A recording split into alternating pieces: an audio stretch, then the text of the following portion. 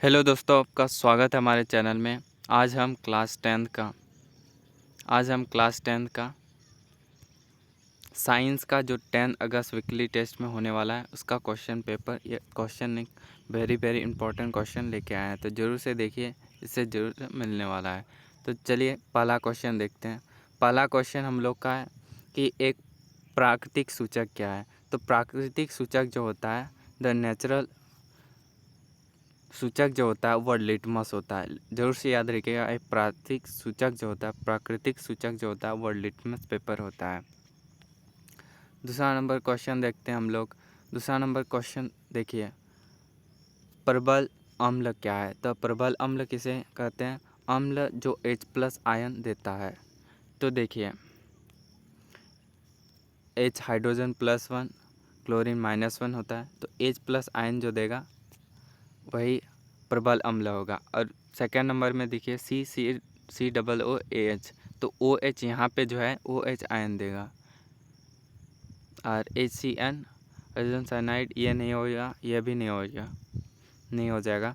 हो जाएगा आपका पहला नंबर HCl जो है वह प्रबल अम्ल होता है। और दुर्बल अम्ल देख सकते हैं। दुर्बल अम्ल कौन सा है?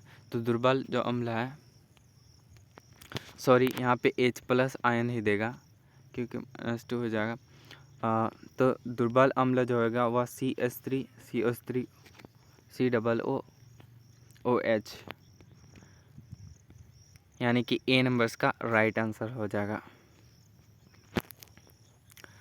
ये मेथनोइक अम्ल हो जाएगा, यह दुर्बल अम्ल होता है। अगला नंबर क्वेश्चन की ओर बढ़ते हैं। अगला नंबर क्वेश्चन हम लोग का कि प्रबल क्षारक कौन है। तो प्रबल क्षारक वो होता है जो OH- आयन देता है, जैसे NO+ +1 होता है और OH -1 होता है। तो जब प्रबल क्षारक जो हो जाएगा, यानी कि बेस जो हो जाता है NaOH हो जाएगा। ये भी नहीं होगा, ये भी नहीं होगा, प्रबल क्षारक बोला है तो NaOH जो होता है, सोडियम हाइड्रोक्साइड जो होता है वह प्रबल क्षारक होता है। ए नंबर्स का राइट आंसर हो जाएगा। अगला नंबर क्वेश्चन देखते हैं। अगला नंबर क्वेश्चन है हमारे पास,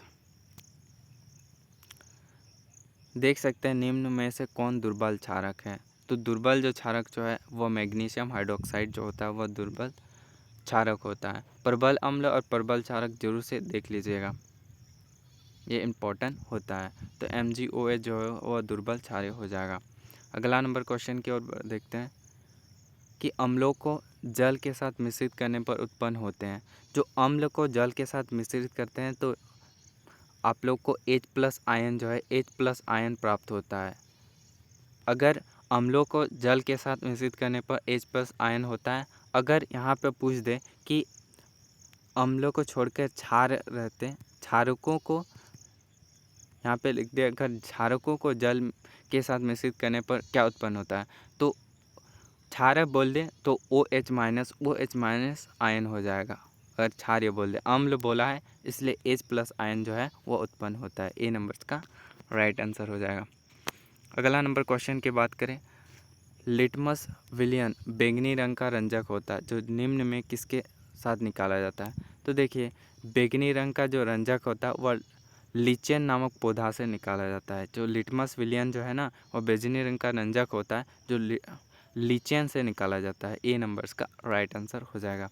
अगला नंबर क्वेश्चन की बात करें। अगला नंबर क्वेश्चन हम लोग का, जल में घुलनशील क्षारक को क्या कहलाता है। तो जल में घुलनशील क्षारक को हम लोग क्षार कहते हैं। यहाँ पे लिखा हुआ है कि जल में घुलनशील क्षारक को क्या कहते हैं। अगर क्षारक दिया हुआ है पहले से तो क्षार ही होगा ना, इसलिए 2 नंबर्स का राइट आंसर हो जाएगा। अगला नंबर क्वेश्चन देखते हैं कि कोई विलयन लाल लिटमस को नीला कर दे तो इसका पीएच संभवतः क्या होगा। तो देखिए, यहाँ पे बोला है लाल लिटमस को नीला कर देता है, यानी कि लाल को नीला कर दे, उसका जो है वह क्षारक हो जाएगा। क्षारक यानी कि बेस। तो बेस क्या होता है, 7 और 14 के बीच जो होता है वह क्षारक होता है। तो यहाँ पे देखिए ऑप्शन में आप लोग को दिखाएगा 7 और 14 के बीच 10 है, यानी कि 4 नंबर आंसर हो जाएगा। अगर नीला से लाल लिटमस होता है, अगर नीला से लाल होता है तो अम्ल होता है। तो अम्ल का पीएच मान क्या होता है, 0 से 7 के बीच होता है। और क्षार का जो पीएच मान होता है वो 7 से 10 लेकर बीच होता है। तो नीला से लाल बोल दें तो आपका अम्ल हो जाएगा, और लाल से नीला बोल दें आपका क्षारीय हो जाएगा। यहाँ पे देखिए अगला क्वेश्चन कि कोई विलयन अंडे के पिसे हुए कोश से अभिक्रिया कर एक गैस उत्पन्न करता है जो चूने के पानी को द्विधा कर देता है, इस विलयन को क्या कहते हैं? यानी कि जो एक अभिक्रिया है, कोई विलयन है उसको पिसे हुए कवच से अभिक्रिया कर एक गैस उत्पन्न होता है। यानी कोई विलयन अंडे से पिसे हुए अभिक्रिया करता है तो गैस उत्पन्न करता है, और जो उत्पन्न होता है, जो प्रोडक्ट बनता है वह चूने के पानी को दुधिया कर देता है। तो इस विलयन को क्या कहते हैं? इस विलयन को HCl कहते हैं। HCl हाइड्रोक्लोरिक अम्ल हो जाएगा, HCl कहते हैं। 2 नंबर का राइट आंसर हो जाएगा। अगला नंबर क्वेश्चन की बात करें, अपच का उपचार करने के लिए निम्न में कौन सा औषधि उपयोग होता है? तो अपच का उपचार के लिए हम लोग एंटीसिड का उपयोग करते हैं। किसका उपयोग करते हैं? एंटीसिड का उपयोग करते हैं। 3 नंबर्स का राइट आंसर हो जाएगा। अगला नंबर क्वेश्चन देखते हैं 12 नंबर, साधारण नमक का रासायनिक सूत्र क्या होता है? तो साधारण नमक का जो रासायनिक सूत्र होता है वह NaCl होता है। NaCl जो होता है, सोडियम क्लोराइड जो होता है, वह साधारण नमक का रासायनिक सूत्र होता है। अगला नंबर क्वेश्चन की बात करें हम लोग का, अगला नंबर क्वेश्चन देखते हैं विरंजक चूर्ण का रासायनिक सूत्र क्या है? तो क्या CaOCl2 जो होता है विरंजक चूर्ण होता है। ज़रूर से याद रखिएगा, विरंजक चूर्ण या ब्लीचिंग पाउडर, विरंजक चूर्ण को ब्लीचिंग पाउडर भी कहते हैं, इंग्लिश में ब्लीचिंग पाउडर हो जाएगा। तो इसका जो रासायनिक सूत्र जरूर से याद रखिएगा CaOCl2 हो जाएगा। 3 नंबर्स का राइट आंसर हो जाएगा। बेकिंग सोडा का रासायनिक सूत्र क्या होता है? तो बेकिंग सोडा का जो रासायनिक सूत्र हो जाएगा NaHCO3। यहाँ पर सोडियम हाइड्रोकार्बोनेट यानी कि सोडियम हाइड्रोजन कार्बोनेट जो है वह बेकिंग सोडा का रासायनिक सूत्र NaHCO3 होता है। अगला नंबर बात करें तो ये क्वेश्चन पहले से ही था, CaCl2 यानी कि ब्लीचिंग पाउडर यौगिक का प्रचलित नाम क्या है? तो आप लोग सभी जानते हैं विरंजक चूर्ण होता है या CaCl2 होता है या ब्लीचिंग पाउडर होता है। धोने का सोडा का रासायनिक सूत्र क्या है? तो धोने का सोडा का जो रासायनिक सूत्र है जरूर से याद रखिएगा, धोने के सोडा का रासायनिक सूत्र होता है Na2CO3 × 10H2O। Na2CO3 × 10 जो H2 होता है वह धोने का सोडा का रासायनिक सूत्र होता है। जोर से याद रखिएगा। अगला क्वेश्चन की बात करें, प्लास्टर ऑफ पेरिस का रासायनिक सूत्र क्या होता है? प्लास्टर ऑफ पेरिस का जो रासायनिक सूत्र होता है जरूर से याद रखिएगा CaSO4 × ½ H2O जो होता है वह प्लास्टर ऑफ पेरिस का होता है। प्लास्टर ऑफ पेरिस और जिस्म का जरूर से याद रखिएगा, जिस्म का जो रासायनिक सूत्र होता है CaSO4 × 2H2 होता है।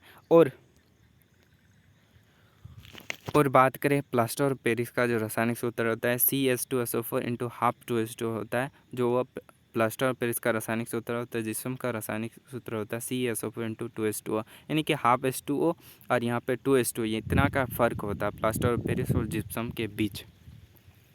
अगला नंबर क्वेश्चन की बात करते हैं। अगला नंबर क्वेश्चन है कि संगमरमर का रासायनिक सूत्र क्या होता है?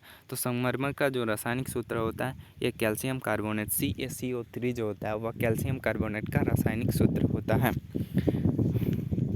ये आप लोग का 19 क्वेश्चन लेके आए हैं। अगर वीडियो अच्छा लगा तो जोर से लाइक शेयर सब्सक्राइब कर दीजिएगा। मिलते हैं अगली वीडियो में, सब्सक्राइब कर दीजिए। मिलते हैं अगली वीडियो में, तब तक के लिए जय हिंद। ऐसे वीडियो पाने के लिए हमारे चैनल को जोर से सब्सक्राइब कर लीजिएगा।